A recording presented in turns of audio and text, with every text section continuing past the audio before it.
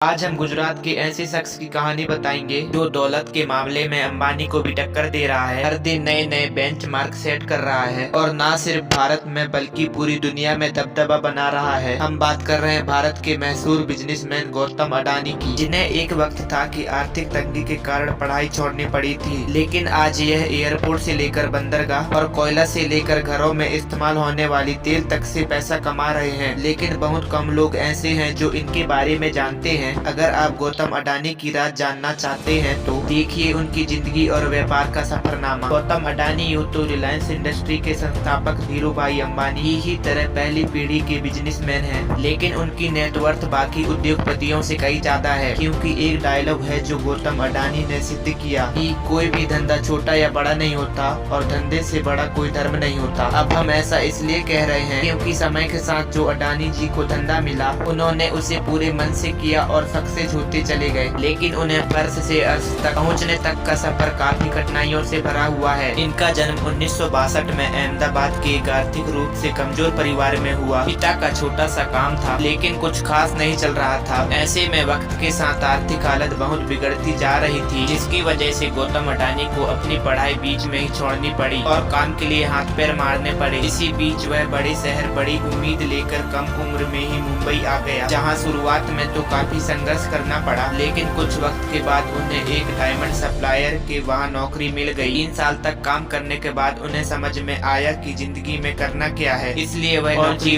बाजार में डायमंड की शुरुआत की।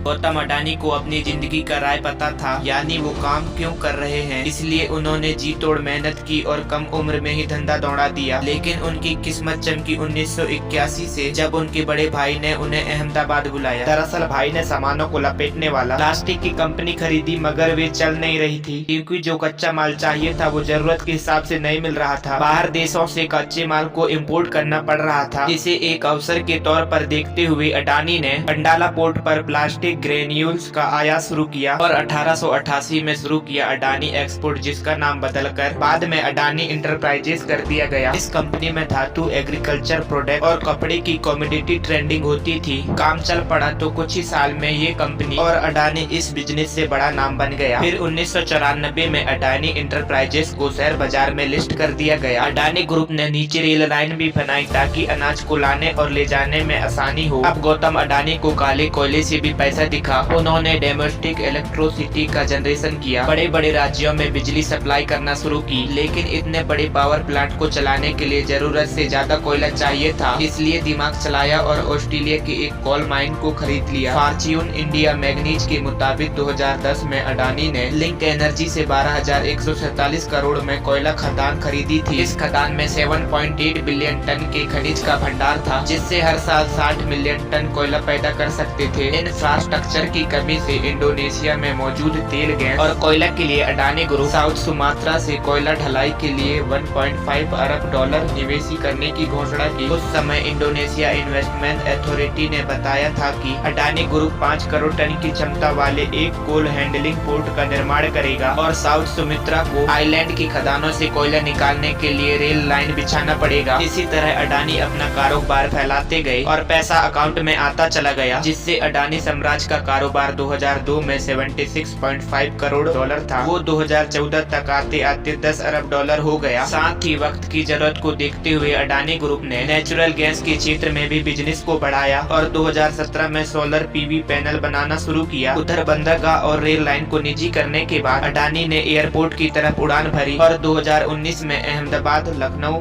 मंगलौर, जयपुर, गुवाहाटी और तिरुवनंतपुरम जैसे 6 हवाई अड्डे को बनवाने की जिम्मेदारी उठा ली। अब अगले 50 साल तक अडानी ग्रुप ने इन सभी एयरपोर्ट का ऑपरेशन, मैनेजमेंट और डेवलपमेंट संभालेगा। वहीं मुंबई इंटरनेशनल एयरपोर्ट लिमिटेड में भी अडानी ग्रुप के पास 74% की हिस्सेदारी है और ये बताने की जरूरत नहीं है कि भारत में मुंबई का एयरपोर्ट दिल्ली के बाद देश का सबसे बड़ा एयरपोर्ट है। वैसे जिस तरह समुद्र आकार लेने से पहले सोने को खूब तपाया जाता है, ठीक उसी तरह गौतम अडानी को भी जीवन में कई तरह के ताप झेलना पड़ा। उनका सामना कई तरह के विवादों से हुआ, लेकिन लेकिन उन्होंने कभी हार नहीं मानी। उनके जीवन में होने वाले समस्याओं को देखकर कभी पीछे नहीं हटे और आगे बढ़ते गए, जिससे गौतम अडानी ने एक सबसे अलग मुकाम हासिल किया, जिसका नतीजा यह है कि आज गौतम अडानी का कारोबार पूरी दुनिया में फैला हुआ है। उम्मीद है कि गौतम अडानी की सक्सेस स्टोरी आपको जरूर पसंद आई होगी।